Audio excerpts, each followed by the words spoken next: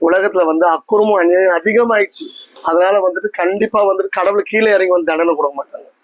இயற்கையின் சீற்றத்தாலதான் கண்டிப்பா உண்டு. ஒரு நாடு மேல ஒரு நாடு போர் தொடுக்கிறது, புரியுதுங்களா? காட்டுக்குள்ள இருக்கிற மிருகங்கள் ஊருக்குள்ள வர்றது, காட்டுக்குள்ள இருக்கிற மிருகங்கள் ஊருக்குள்ள வந்தாலே அழிவுக்கு நிச்சயம் அது. புரியுதுங்களா?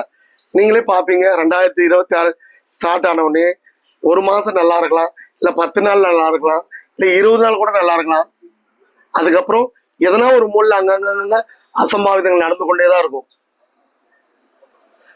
பஞ்ச பூதங்களாலையும் பிரச்சனை வரும், வராம இருக்காது, கண்டிப்பா வரும். சில பேர் உடம்பு முடியாம வருவாங்க, சில பேர் வந்துட்டு அவங்கவுங்க ஃபேமிலி மேட்டருக்கு விஷயத்துக்காக வருவாங்க, குடும்ப பிரச்சனை வந்துட்டு ஆண் பெண் இது பேசுறதுக்கு வருவாங்க, அந்த மாதிரி பேய் பிடிச்சவங்க வருவாங்க. இப்ப சொல்லலாம், இப்பயும் 2025 பேயெல்லாம் இருக்குதான்னு. உண்மை, பேய் பிடிச்சது உண்மைதான், புரியுதுங்களா? அது ஓட்டுறதுக்கு வருவாங்க, செய்வன செஞ்சது எடுக்கிறதுக்கு வருவாங்க. அந்த மாதிரி நிறைய பேர் வருவாங்க. நம்ம செஞ்சு எடுப்போம், காப்பாத்தி கொடுப்போம். நம்மளால முடியும்னா முடியும்னு சொல்லுவோம். இல்லைன்னா நீங்க ஹாஸ்பிட்டல்ல போய் ட்ரீட்மெண்ட் பாருங்க. உடம்பத்த நோய்னா ஹாஸ்பிட்டல்ல போய் ட்ரீட்மெண்ட் பார்த்துக்கணும்.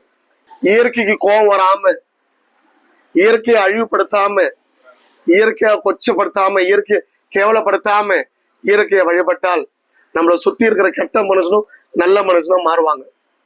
புரியுதுங்களா? ஏதாவது மாற்றங்கள் இப்பயே வந்துட்டு தான் இருக்கு. கண்டிப்பா 2026 கண்டிப்பா மாற்றங்கள் வரும். தெய்வங்கள் கண் திறக்கணும். நான் எல்லா தெய்வத்தையும் கும்பிடுறோம், நீங்க பார்த்திருப்பீங்க. எல்லா தெய்வமும் கண்டிப்பா நல்ல வழி காட்டணும்.